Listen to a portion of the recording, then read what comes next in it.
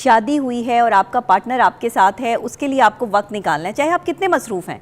भाई आप 24 आवर्स काम कर रहे हैं, लेकिन कुछ लम्हे आपके पास ऐसे ज़रूर मौजूद होंगे जिसमें आपके पास अपने लिए स्पेसिफिक टाइम होगा। अरेंज मैरिज का सबसे बड़ा प्रॉब्लम ये है कि जो शौहर है ना, वो बीवी को कभी भी वो स्पेस नहीं देता जो वो लव मैरिज में आपको स्पेस मिल जाती है। कि लव मैरिज जैसे नई नई होती है ना, उसमें ज़रा एक चार्म ज़्यादा होता है। मैं हमेशा कहती हूँ कि इसका एक चार्म होता है लव मैरिज का, और वो क्या होता है कि जी आप वीडियो कॉल पे भी साथ हैं, कॉल पे भी साथ हैं, जैसे ही टाइम मिला है चाय के लिए, खाने के लिए, वो बेगम के साथ जो है वो इन टच हो गया, नई नई शादी हुई है, उसको जो है वो टाइम को स्पेंड कर रहे हैं। लेकिन दूसरी जगह पर ऐसा नहीं होता। लड़की जो है उससे शदीद मोहब्बत करती है, उसके बगैर रह नहीं सकती, उसके बगैर मर जाएगी, कुछ भी नहीं है उसके बगैर, कक नहीं है उसकी ज़िंदगी।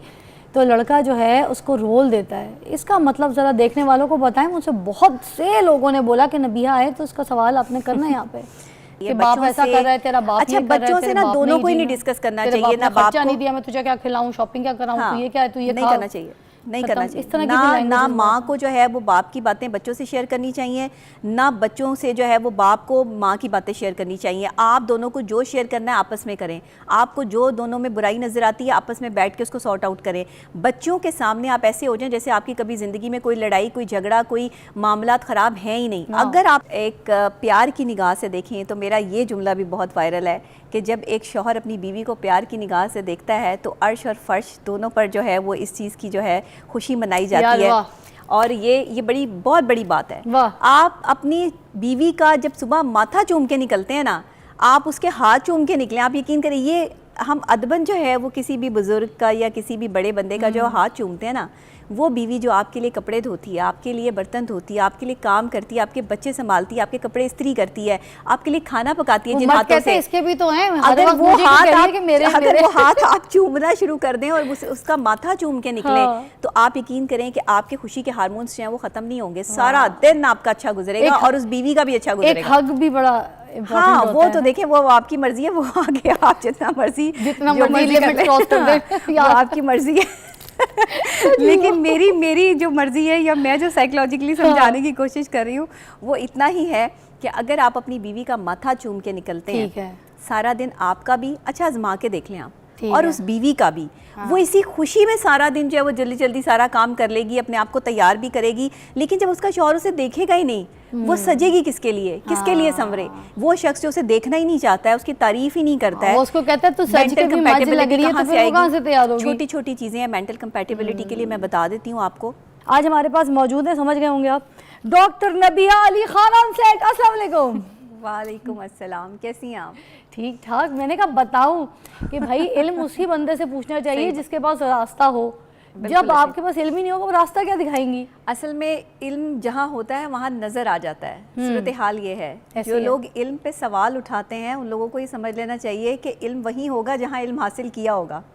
बगैर हासिल किए तो कुछ भी हासिल नहीं होता। ऐसी बात है। तो हर चीज़ जिस तरह मोहब्बत हासिल करनी पड़ती है, और अपनी जो है वो गैर हासिल शुदा मोहब्बत पे इंसान सारी ज़िंदगी जो है वो तलखी का शिकार रहता है, तकलीफ़ में और अजियत में रहता है। इसी को अगर हासिल कर लिया जाए तो भी वो यही सूरत हाल जो है वो अख्तियार कर लेता है, तो हम शायद कभी भी खुश नहीं होते। लेकिन हमें अल्लाह का शुक्र अदा करना चाहिए। सुबह सुबह आपके मॉर्निंग शो में आके तो बंदा वैसे ही एनर्जेटिक हो जाता है आपकी आवाज़ सुन के। जितना एनर्जेटिक आप शो करती हैं माशाल्लाह, ये एनर्जी भी आपके अंदर ये साइकोलॉजिकली है, जाहिर है आप इस चीज़ को फील करके करती हैं, दिल से करती हैं। अल्लाह बख्शे, मेरी अम्मी मुझे कहती थी कि तुम दुनिया में जो भी काम करती हो ना, उसमें सिर्फ तुम्हारी जो है ना जो मॉर्निंग शो वाली चीज़ है, मेरी अम्मी को बहुत पसंद थी। अम्मी कहती थी तुम अपने लोगों के साथ कनेक्ट होती हो, उनके साथ उन्हीं की जैसी लगती हो।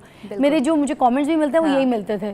तो बाकी किसी काम में शायद मैं कनेक्ट नहीं होती, इधर मुझे लगता है मैं कनेक्ट हो जाती हूँ। आपका दिल है ना, यहाँ दिल अटैच हुआ हुआ है, दिमाग जो है वो सारी चीजें जो है वो एक्सेप्ट कर रहा होता है। जैसे आपका दिल करता है पूरे माशरे को सुधार दिया, आपने बेड़ा लिया हुआ अपने कंधों पे। असल में ये बहुत बड़ा जिहाद है। मैं आपको सच्ची बात बताऊं, मियाँ बीवी की मेंटल कंपैटिबिलिटी के हवाले से बात भी करना इतना सेंसिटिव टॉपिक है कि जिस पे आप कोई भी अल्फाज इस्तेमाल करेंगे, या जैसे मैंने जो है वो रिलेशनशिप के हवाले से ये काम शुरू किया है पाकिस्तान में, आप यकीन करें पाकिस्तान में नहीं, पाकिस्तान से बाहर भी बहुत सारे लोगों ने अपने रिश्ते को निभाने की कोशिशें शुरू कर दी हैं। वहाँ जहाँ पर लोग ये सोच ही नहीं सकते थे कि 20-20 साल हो गए उनकी शादी को और वो कभी एक दूसरे के लिए कंपैटिबल हो ही नहीं सकते, वो भी मुझसे रब्ता करते हैं कि हमारी गलती कहाँ पर है। अरे वाह, आज तक गलती ही नहीं समझ सके लोग। नबिया कोई बताने वाला नहीं है ना, घर में कोई नहीं बोलता, सास ससुर नहीं बोलते, कोई काउंसलिंग नहीं करता, किसी का घर खराब होता है कहते हैं हो, बल्कि और फूट आग लगा के तो उसकी तबाही कर देते हैं। मेरा सवाल ये है कि जब शादी के लिए कंपैटिबिलिटी इतनी ज़रूरी है नबिया,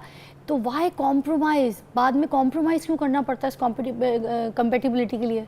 देखिए, कॉम्प्रोमाइज़ तो नहीं होना चाहिए, आपको ज़िंदगी जो है वो जीनी चाहिए। जब दो लोगों के लिए आप एक दूसरे का रिश्ता देखते हैं तो ये सब चीज़ें बड़ों को भी देखनी चाहिए कि क्या आपके लड़के में इतनी कैपेसिटी है कि वो इस नेचर की लड़की के साथ जो है वो चल सके, क्योंकि दो ख़ानदानों में रिश्ता तो हो रहा है लेकिन दो लोगों की मेंटल कंपैटिबिलिटी बहुत ज़रूरी है। वो दो लोग जो मियाँ बीवी के रिश्ते में बनने वाले हैं उनकी कोई चीज़ तो आपस में मिलनी चाहिए, कोई केमिस्ट्री जो है वो एक होनी चाहिए, उनकी सोच होनी चाहिए। बेसिकली सारी की सारी गेम आपकी सोच की है। जहां आपकी सोच मिलती होगी ना वहां आप खुश होंगे, जहां आपकी सोच नहीं मिलती ना वहां पर आप तकलीफ में होंगे। तो ये जो सोच है ना, बेसिकली हमें इस पे काम करना है, पॉजिटिव और नेगेटिव। आपके पास अभी ब्रेक के बाद आऊँगी तो मैं आपको एक जो है ना सवाल ज़रूर पूछूंगी। मेरी एक दोस्त है, उसकी भी रिसेंटली शादी हुई है, डॉक्टर है। उसकी जो हुई है ना वो अरेंज मैरिज हुई है। अब उसके 6 महीने तो गुजर गए, मगर 6 महीने में उसको ना घर, और सिर्फ सास है और बेटा है और कोई नहीं। उसको वो स्पेस नहीं मिल रही, वो she is not happy at all, because जो मियाँ बीवी की कंपेटिबिलिटी है ना वो नहीं मैच कर पा रही है। अब दोनों डॉक्टर भी हैं, दोनों की टाइमिंग भी मैच नहीं करती है और आपस में जो है ना दे आर नॉट हैप्पी, और लड़की छुप के जो है ना she is having the pills and everything so that कि प्रेगनेंसी ना हो सके। सही। तो अब ये सिचुएशंस में मियाँ को नहीं पता, मगर she is not happy, she is not ready because she is qualified doctor, so she don't want to have a baby right now।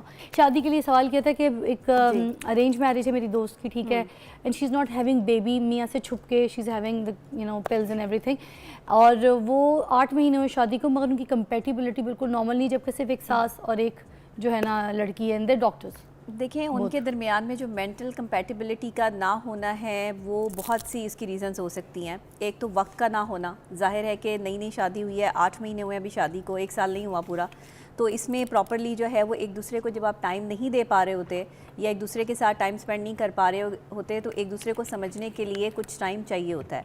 तो वहाँ पर ये जो है वो प्रॉब्लम आती है कि अगर एक वेल नोन बंदा है और उसको पता है एक पढ़ा लिखा बंदा है, अब जैसे आप कह रही हैं कि वो डॉक्टर है, तो लड़की भी डॉक्टर है लड़का भी, और दोनों एक दूसरे को टाइम उनकी अलग है, जाहिर है शाम को वो पहले आता है, बाद में बीवी आती है, बिल्कुल। तो सास भी ये कहती है कि घर नहीं देखती, बाहर देखती है, तो बाहर उसको बहुत काम करना पड़ता है। बिल्कुल जाहिर बात है, वो ड्यूटी टफ होती है डॉक्टर्स की, और 24 आवर्स क्या 48 आवर्स भी जो है वो चले जाते हैं इस चीज़ में, जिसकी वजह से मामला ख़राब होते हैं। अच्छा देखिए, यहाँ पर ना दोनों को समझना है, अपने लिए टाइम निकालना पड़ेगा। अच्छा, उनको अपनी ड्यूटी में से जो भी जैसे भी वो करें, लेकिन अपने लिए कुछ वक्त उन्हें निकालना पड़ेगा। जब उनकी ऑफ होती होगी या जब उनके पास जो है वो फ्री टाइम होता होगा तो वो जाहिर है कि उसे आराम में गुजार देते होंगे कि उन्हें जाहिर है आराम भी करना है। लेकिन यहाँ पर ही वो पॉइंट है कि जहाँ शादी हुई है और आपका पार्टनर आपके साथ है, उसके लिए आपको वक्त निकालना है, चाहे आप कितने मसरूफ़ हैं। भाई आप 24 आवर्स काम कर रहे हैं, लेकिन कुछ लम्हे आपके पास ऐसे ज़रूर मौजूद होंगे जिसमें आपके पास अपने लिए स्पेसिफिक टाइम होगा।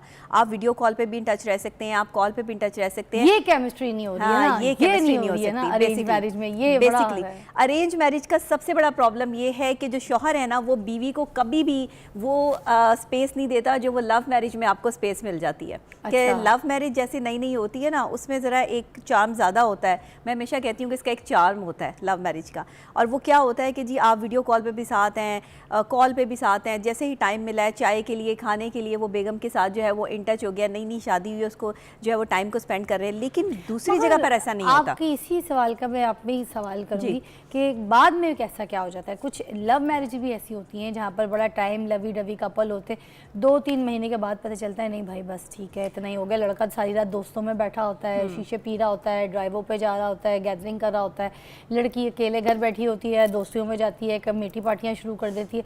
कंपैटिबिलिटी किधर चली जाती है? कंपैटिबिलिटी को तो आपको खुद ही क्रिएट करना पड़ेगा। कंपैटिबल होता नहीं है बंदा एक दूसरे का। 3 महीने के बाद एकदम से डिसाइड किया नहीं, 3 महीने बाद खत्म। देखिए, जब आप शादी से पहले, लव मैरिज में शादी से पहले आपने बहुत ज़्यादा टाइम साथ स्पेंड किया हो, बहुत ज़्यादा जो है वो आप एक दूसरे के जो है वो सर पे चढ़ के रहते हो, एक दूसरे से बातें बहुत करते हो, कितनी बातें कर लेंगे?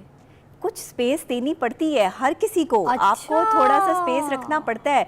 अगर आप हर वक्त किसी के सर पे सवार रहेंगे, हर वक्त किसी से बातें करते रहेंगे, तो वो बंदा भी जो है परेशान हो जाएगा। और शादी के बाद तो बस आप उसे मुयस्सर आ गई हैं तो बस दैट्स इट, बात खत्म हो जाती है। मर्द की ये प्रॉब्लम है, अवेलेबल नहीं होना है, चाहे लड़का या लड़की दोनों हर वक्त अवेलेबल नहीं होना आपको। यानी कि आप, वो कहते हैं ना कि बार बार कहीं जाओगे तो इज्जत में कमी आ जाएगी। ये बार बार किसी के दिल में भी जो है वो चक्कर लगाओगे ना, तो फिर आपकी इज्जत में कमी आ जाएगी। दिल में रहने के भी कुछ तरीकेकार और आदाब होते हैं। आप ही की एक बात जो बहुत आप कहती भी होती है कि अगर लड़के को ये पता चल जाए कि लड़की जो है उससे शदीद मोहब्बत करती है, उसके बगैर रह नहीं सकती, उसके बगैर मर जाएगी, कुछ भी नहीं है उसके बगैर, कक नहीं है उसकी ज़िंदगी, तो लड़का जो है उसको रोल देता है। इसका मतलब ज़रा देखने वालों को बताएं। मुझसे बहुत से लोगों ने बोला कि नबिया आए तो इसका सवाल आपने करना है यहाँ पे। देखें, ये बहुत सारे लोगों ने मुझसे भी पूछा कि ये कैसे होता है। अगर आप अपनी ज़िंदगी का मुवाजना करें, मैं हमेशा बात करती हूँ जो ज़्यादा होता है आपके माशरे में ज़्यादा हो रहा होता है, यहाँ पे मर्द की ये फितरत है कि जो चीज़ उसे मुयस्सर आ जाती है ना, वो उसे बिल्कुल ऐसे कर देता है जैसे उसकी ज़िंदगी में उसकी कोई वैल्यू ही नहीं है। और ख़ास तौर पे औरत की मोहब्बत को वो संभाल के रखना चाहता है, लेकिन हमेशा औरत को ये बॉदर करवाता है, औरत को ये बताता है कि तुम्हारी मोहब्बत मेरे लिए उतनी इंपॉर्टेंट नहीं है, दैट्स इट, तुम करती हो मोहब्बत अच्छी बात है, लेकिन उसके बगैर रह नहीं सकता। उसके बगैर रह नहीं सकता। जो है ना मर्द पसंद करता है, वही तो कह रही हूँ, उसके बगैर रह नहीं सकता। मेरा दूसरा जुमला उसके साथ कनेक्ट है। लॉयल्टी का फिर कैसे बताना है जब वो मोहब्बत नहीं बता सकती? इसकी वजाहत प्लीज देखने वालों को भी करें, मुझे भी करें। देखें, एक औरत जो है ना अपनी लॉयल्टी शो करती है अपने किरदार से। जब उसका शौहर उसके साथ नहीं है या घर पर नहीं है या वो बाहर है, अगर वो हर चीज़ को जो है वो छुपा के करेगी और अपने शौहर के साथ वो कनेक्टिव नहीं रहेगी, ना उसकी से कनेक्टिविटी जो है वो शौहर के साथ ज़्यादातर रहेगी, तो शौहर के दिल में जो है वो शक व शुबहात आएंगे, मामलात ख़राब होंगे। दोनों को चाहिए कि एक दूसरे के साथ इन टच ऐसे रहें कि एक दूसरे के सर पे सवार भी ना रहें, मगर एक दूसरे पे पूरी नज़र सानी भी रखें। ये नहीं है कि आप नज़रें रख के बैठ जाएं कि मेरा शौहर क्या कर रहा है। औरत भी रखे, बिल्कुल मर्द भी रखे। और औरत तो अपनी प्लेस शादी के बाद ऐसे हो जाए आपकी, ये आपका मोर्चा है, आप इसके सिपाही हैं, और औरत को तो वो जगह छोड़नी ही नहीं है।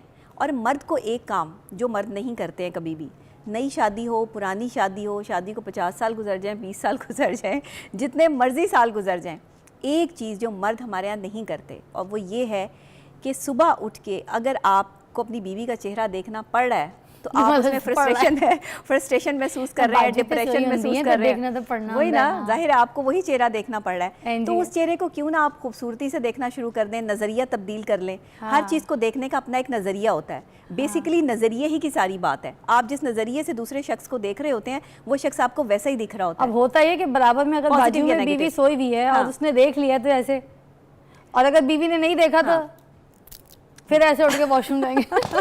अच्छा, वही पल होता है जिस वक्त अगर आप अपनी बीवी को